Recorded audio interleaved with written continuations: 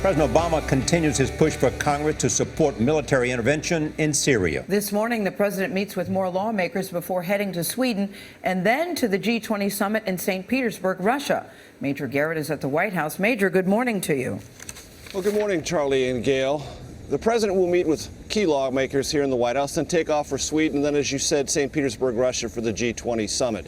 Now, in Sweden and in St. Petersburg, the president will do two things.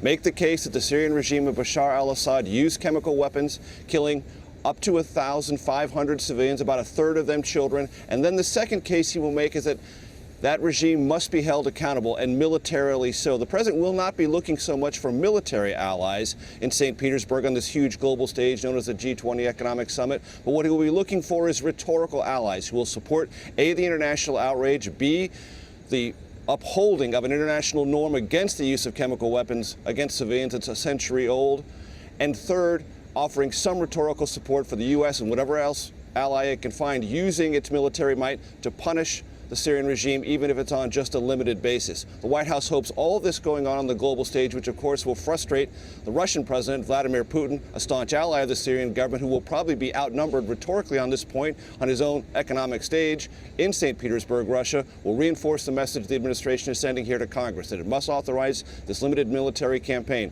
One last note, guys, I will tell you on Friday afternoon, the White House conducted a teleconference about this G20 summit, and over again it said, this is not about Syria. This is not about Syria. Well, that might have been true about the conference call, but it won't be about the actual summit in St. Petersburg.